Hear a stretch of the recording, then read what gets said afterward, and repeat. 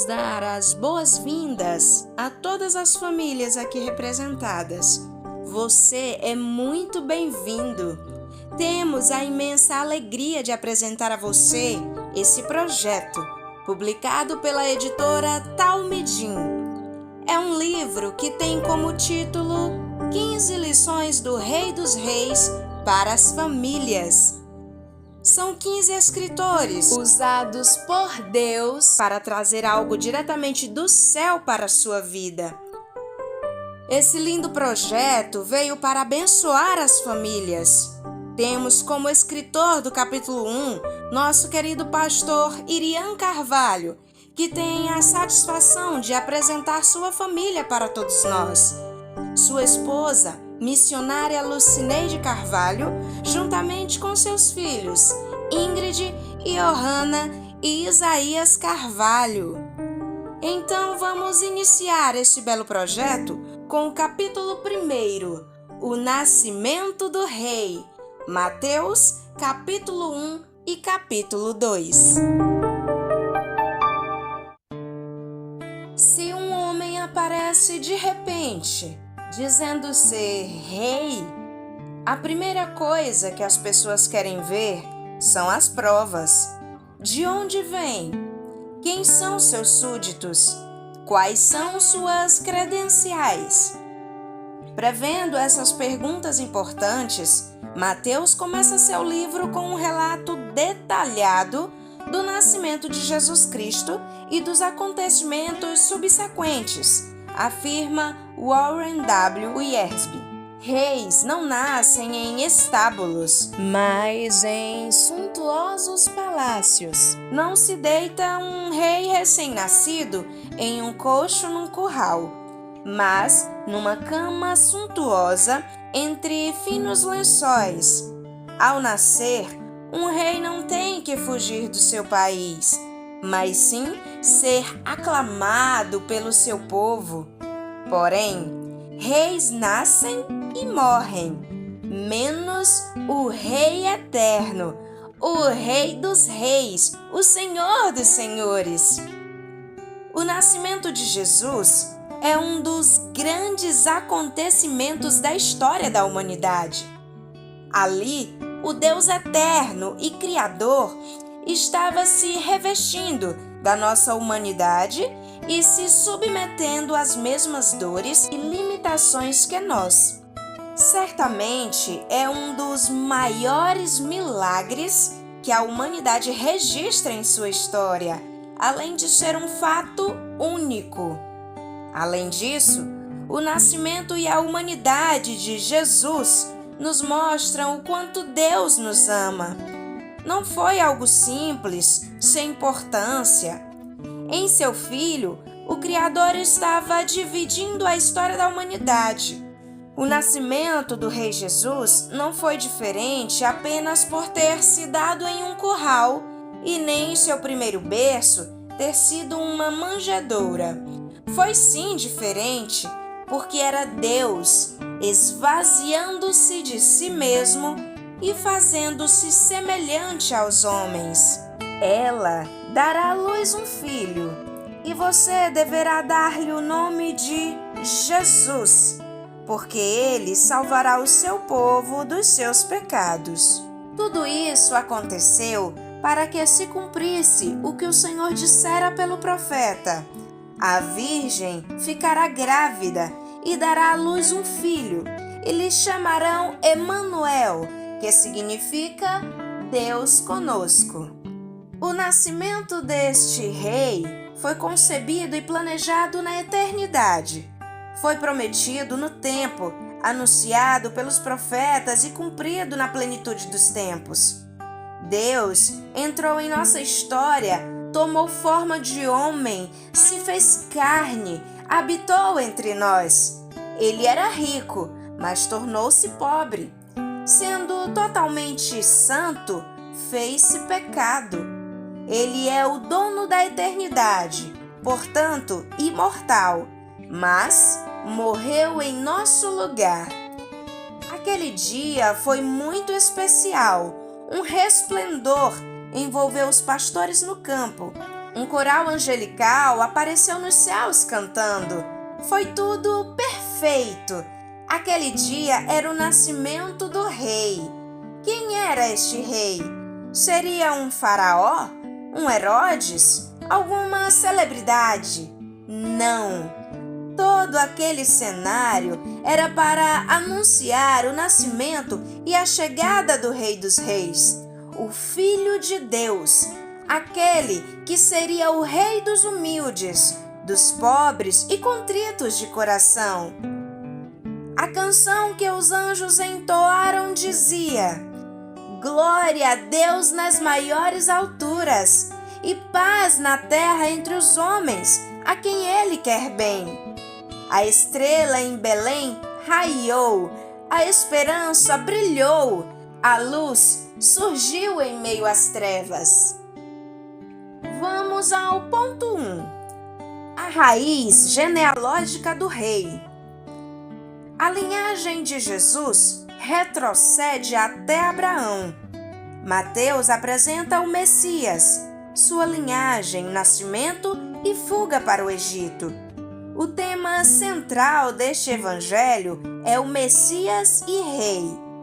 O escritor do primeiro evangelho destaca Jesus como cumprimento da esperança profética de Israel. Nele cumprem-se as profecias do Antigo Testamento, a saber, o modo como Jesus nasceu, o lugar do seu nascimento, seu regresso do Egito e sua residência em Nazaré, e foi viver numa cidade chamada Nazaré. Assim cumpriu-se o que fora dito pelos profetas: ele será chamado Nazareno. Mateus se apoia na revelação, promessas e profecias do Antigo Testamento para comprovar que Jesus era o Messias há muito esperado. Através de registros familiares, uma vez que os ouvintes de Mateus eram judeus convertidos, ele prova que Jesus é descendente de Abraão e, por sua origem divina, é o filho da promessa, filho de Abraão. Isso é evidenciado por seu nascimento miraculoso. A eternidade do seu trono. O escritor traça a linha ancestral de Jesus. Ele descreve o menino como filho de Davi, para comprovar que era judeu, diferentemente do escritor Lucas, que traça a linhagem até Adão, para mostrar que Jesus pertencia à raça humana. Mateus mostra que Jesus de Nazaré é o Messias predito por Moisés e pelos profetas. Jesus é o rei de fato e de direito, e seu trono é eterno. Com a genealogia, Mateus demonstra que Jesus é o verdadeiro e legítimo herdeiro do trono. Quando ele afirma ser Jesus, o filho de Davi, expõe de forma irrefutável o direito legal de Jesus, provando sua descendência real. O Messias entre nós. O termo Cristo, do grego Christos, significa ungido. É a forma grega do hebraico Messias. Pedro, inspirado pelo Espírito de Deus, afirma: Cristo, o Filho do Deus vivo. A genealogia de Jesus retrata a sua linhagem ancestral pela linha paterna, a de José, segundo o costume judaico. Sabemos que José não foi o pai biológico.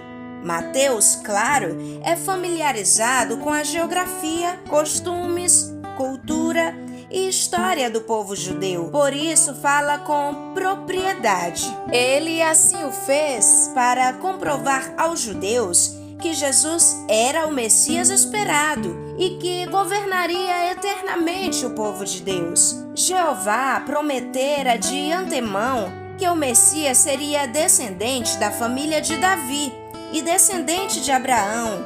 Ele habitou entre nós. Com esta revelação, Mateus assegura aos seus leitores que Jesus é o Filho de Deus, o Messias esperado desde o passado, predito pelos profetas do Antigo Testamento. Ponto 2. O nascimento de Jesus, um milagre. Herodes morreu em 4 a.C., o que significa que Jesus nasceu entre os anos 6 e 5 a.C. É impossível não ver o paralelo entre Mateus, capítulo 2, versículo 20 e Êxodo, capítulo 4, versículo 19, o chamado de Moisés. E disse: levante-se, tome o menino e sua mãe e vá para a terra de Israel, pois estão mortos os que procuravam tirar a vida do menino. Ora, o Senhor tinha dito a Moisés em Midian: volte ao Egito, pois já morreram todos os que procuravam matá-lo. Como filho de Deus, Jesus estava no Egito e foi chamado para ir para Israel. Moisés estava fora do Egito, escondendo-se para não ser morto, e foi chamado para voltar ao Egito. Mas os dois faziam parte do plano de Deus para a redenção da humanidade. Seu miraculoso nascimento. Jesus nasceu no tempo em que Herodes, o Grande, governava sobre a Judéia. Seu nascimento foi um milagre, pois nasceu de uma virgem. É Lucas que detalha este milagre em seu evangelho. Lucas, capítulo 1, versículo 26 a 35. José, no início, não compreendeu o milagre da concepção virginal e o fato de sua noiva estar grávida sem ter coabitado com ele. Porém, o profeta Isaías já havia vaticinado a concepção virginal do Messias. Isaías, capítulo 7, versículo 14. Mateus procura situar o nascimento de Jesus dentro do contexto histórico. Ele dá detalhes sobre fatos da história universal, revelando que Deus foi, é e sempre será Senhor da história. As profecias veterotestamentárias se cumpriram dentro da história de Jesus, o Rei dos pobres e aflitos.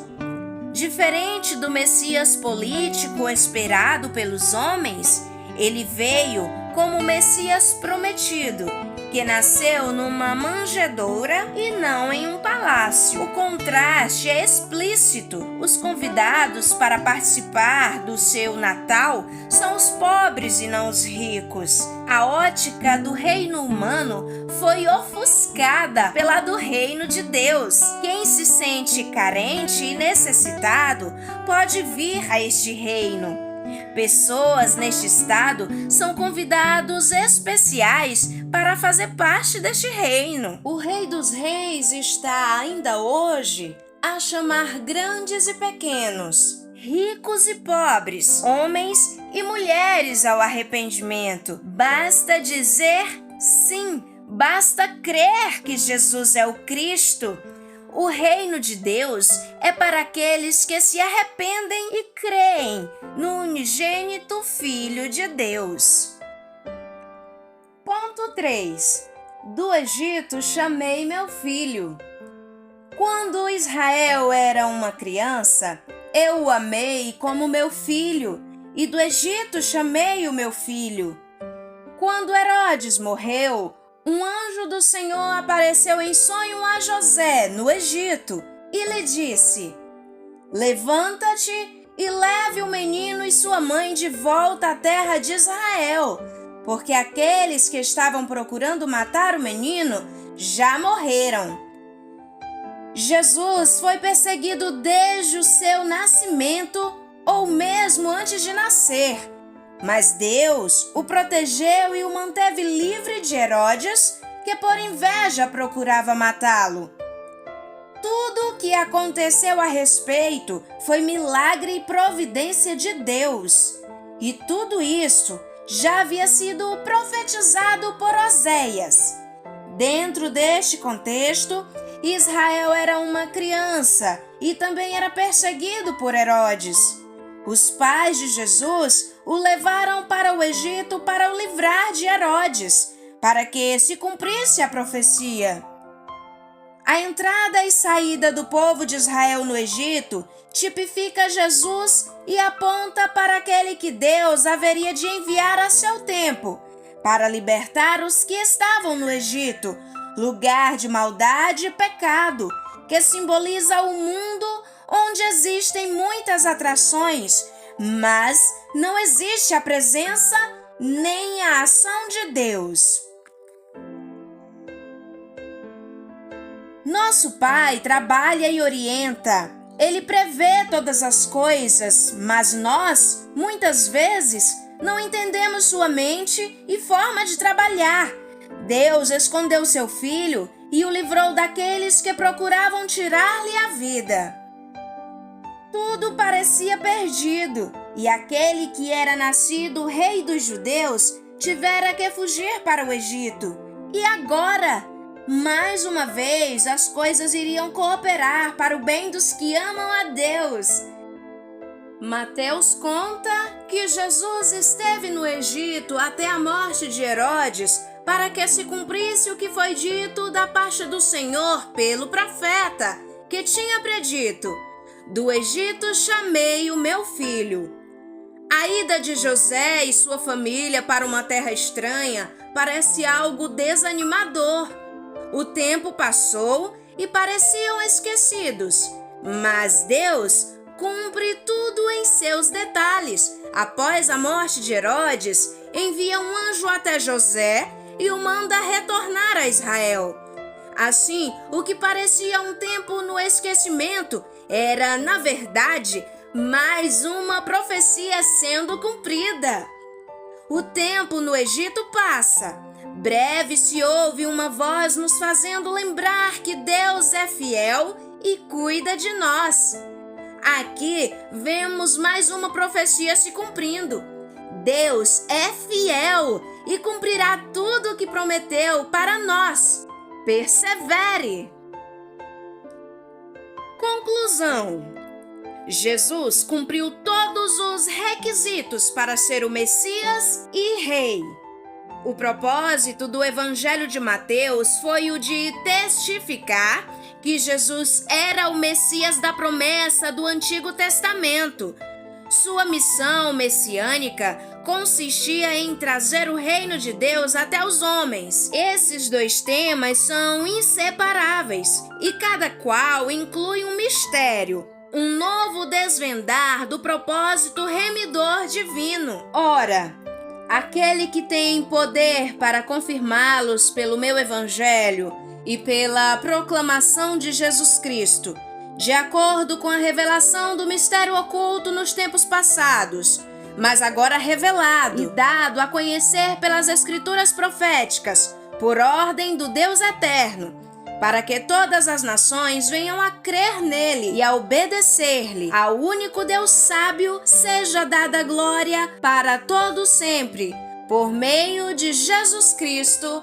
Amém. Amém.